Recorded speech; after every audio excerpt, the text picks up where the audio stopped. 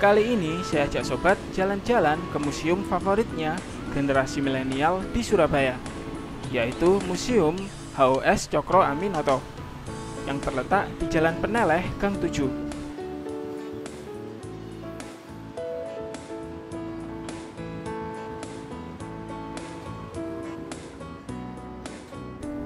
Museum ini buka tiap hari.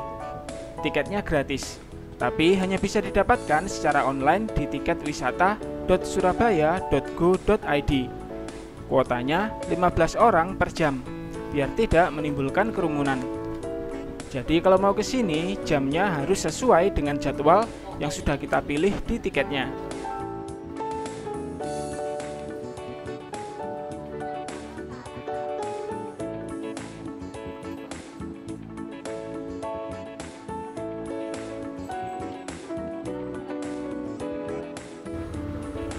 Nah, ini ada rombongan bareng saya yang jadwalnya juga jam 1 siang.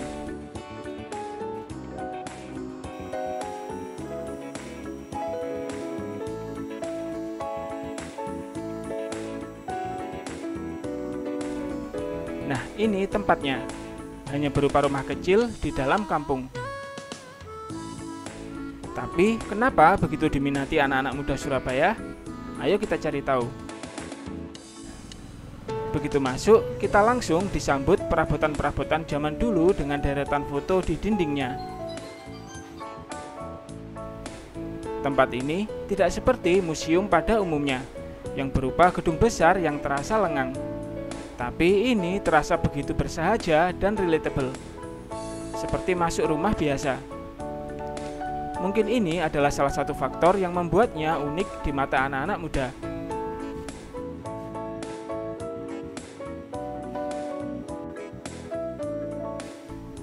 Rumah ini sendiri telah dihibahkan pada pemerintah kota Surabaya oleh ahli waris. Sejak 2009, statusnya berubah menjadi cagar budaya. Selama masa wali kota Bu Risma, tempat ini perlahan diubah menjadi museum.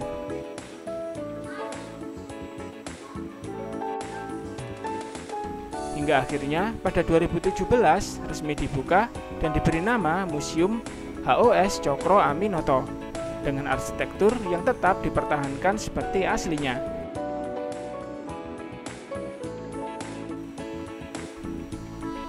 Jadi kita punya gambaran seperti apa rumah warga Surabaya di masa sebelum kemerdekaan.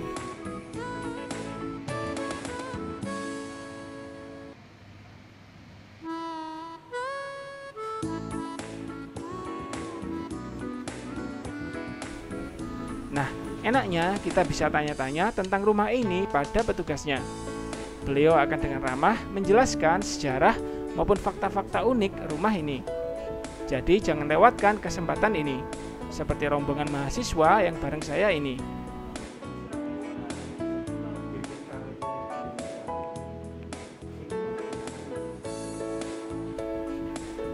Bagi yang belum tahu, HOS Cokro Aminoto yang orang asli Madiun ini adalah pendiri organisasi politik Sarekat Islam, salah satu organisasi massa terbesar di zaman itu.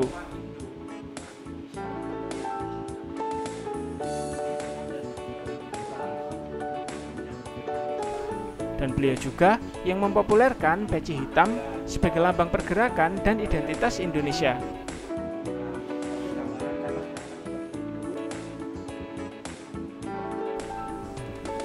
Hampir tiap dinding rumah dihiasi foto dan tulisan yang menceritakan sejarah perjalanan hidup dan perjuangan HOS Cokro Aminoto, serta perkembangan Sarekat Islam sendiri.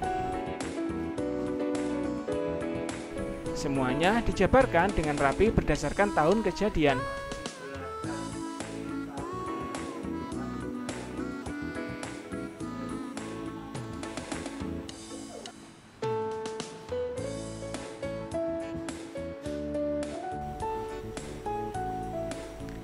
Kita masuk ruang sebelahnya yang berupa lorong.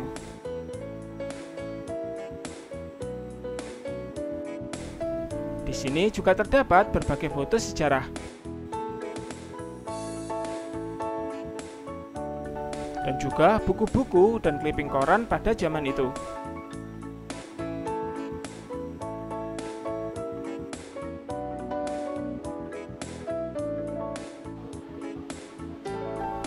Menarik sekali dan keren buat foto-foto bergaya vintage. Nah, lanjut lagi. Rumah ini dulunya tidak hanya digunakan oleh beliau beserta keluarga sebagai tempat tinggal. Di sini kita akan tahu bahwa rumah pribadi HOS Cokro Aminoto ini ternyata juga pernah jadi rumah kos oleh para pemuda yang kelak jadi tokoh penting di Indonesia. Beberapa di antaranya adalah Insinyur Soekarno atau Bung Karno, Alimin, Muso, Suherman, Kartowisastro, Samaun, dan masih banyak lagi.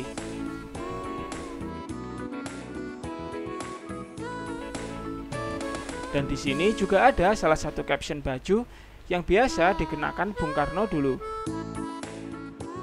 Itu juga satu sisi yang relatable dengan mahasiswa sebagai anak kos, karena ini dulunya juga tempat kos. Kos-kosan ada di loteng atas, tapi waktu saya berkunjung sedang tidak bisa didatangi. Ini saya tunjukkan fotonya saja. Minimalis banget ya. Begitulah kos para pendiri bangsa dulu, gak pakai manja.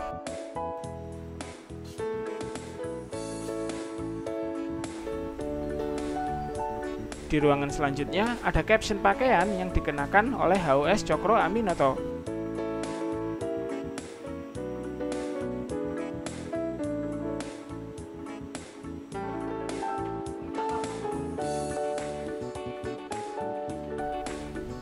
Dan juga koleksi foto dan clipping sejarah.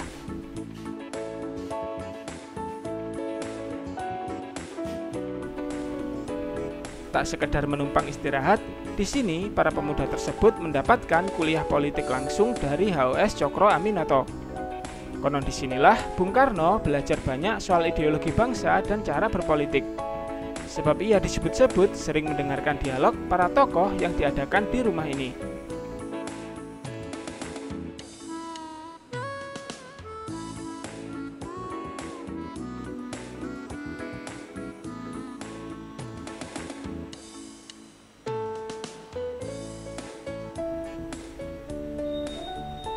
Menuju ruang selanjutnya adalah kamar pribadi.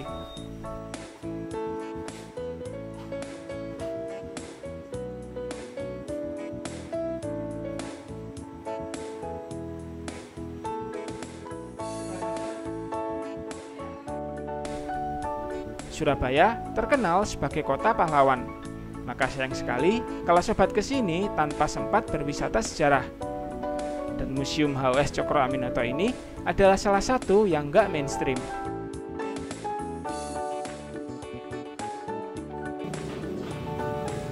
Nah, sudah jam 2. Jadwal kunjungan kami sudah selesai. Jangan lupa juga foto-foto di bangunan bersejarah di sekitarnya. Sampai jumpa di jelajah selanjutnya.